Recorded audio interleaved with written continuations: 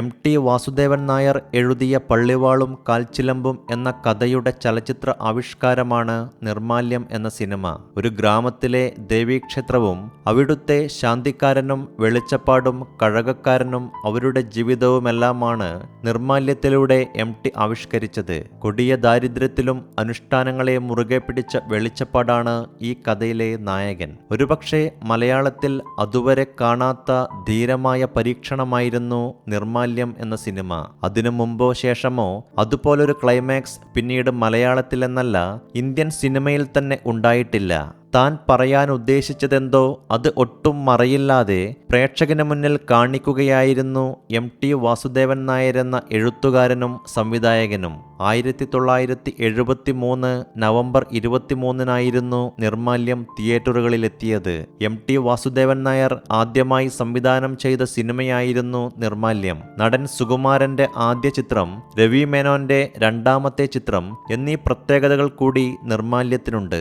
സുമിത്രയായിരുന്നു നായിക. കൊട്ടാരക്കര ശ്രീധരൻ നായർ, കവിയൂർ പൊന്നമ്മ, ശങ്കരാടി, കുഞ്ഞാണ്ടി, സുരാസു, ശാന്താദേവി തുടങ്ങിയ പ്രതിഭകളുടെ സംഗമം തന്നെയായിരുന്നു നിർമാല്യത്തിൽ. PJ ആന്റണി ചെയ്ത വെളിച്ചപ്പാടിന്റെ വേഷത്തിലേക്ക് ശങ്കരാടിയെയായിരുന്നു ആദ്യം പരിഗണിച്ചിരുന്നത്. തന്റെ ശരീരം വെളിച്ചപ്പാടിന്റെ വേഷത്തിന് ചേരില്ലെന്ന് കണ്ട് ആ വേഷം നിരസിച്ച അദ്ദേഹം തന്നെയാണ് PJ ആന്റണിയുടെ പേര് നിർദ്ദേശിക്കുന്നതും. രാമചന്ദ്ര ബാബുവായിരുന്നു ഛായാഗ്രാഹകൻ.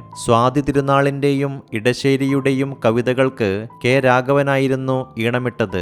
MB ശ്രീനിവാസനായിരുന്നു പശ്ചാത്തല സംഗീതം. മലയാളത്തിൽ അന്നുവരെ കണ്ടിട്ടില്ലാത്ത നായകനായിരുന്നു PJ ആന്റണിയുടെ വെളിച്ചപ്പാട്.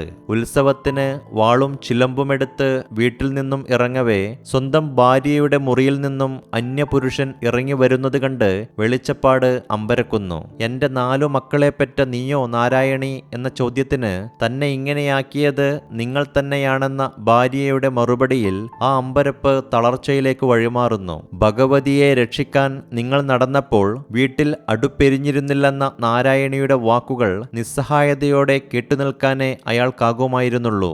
സ്വന്തം കുട്ടികൾ വിശന്നു കരയുമ്പോൾ ഭഗവതി അരിയും കാശും കൊണ്ടുവന്നു തന്നില്ല എന്ന നാരായണിയുടെ സങ്കടത്തോടെയും അതിലേറെ അറുത്തുമുറിച്ചുമുള്ള പറച്ചിലിൽ വെളിച്ചപ്പാടിന്റെ തൊണ്ടയിൽ നിന്നുള്ള ഏക മറുപടി അമ്മേ എന്ന വിളി മാത്രമായിരുന്നു. തന്റെ ഉപാസന കൊണ്ട് സ്വന്തം കുടുംബത്തിന്റെ പട്ടിണി മാറിയില്ല എന്നു തിരിച്ചറിഞ്ഞ് സ്വന്തം തിരുനെറ്റിയിൽ ആഞ്ഞുവെട്ടി ദേവിയുടെ മുഖത്ത് കാർക്കിച്ചു തുപ്പി പിടഞ്ഞു വീണു മരിക്കുകയായിരുന്നു വെളിച്ചപ്പാട്.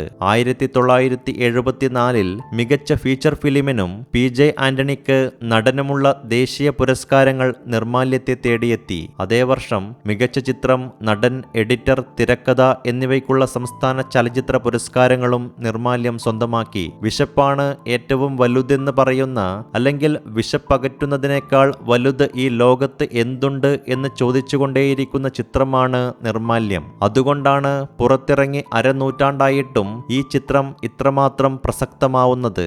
ദൈവം, ദാരിദ്ര്യം എന്നീ ആശയങ്ങളെ ഒരു നാണയത്തിന്റെ 2 വശങ്ങളെന്ന പോലെ ഇണക്കിച്ചേർത്തിട്ടുള്ള നിർമാല്യത്തോളം പോന്ന മറ്റൊരു ചിത്രവും ഇക്കാലത്തിനിടയിൽ മലയാള സിനിമയിൽ സംഭവിച്ചിട്ടില്ല എന്നതാണ് വാസ്തവം.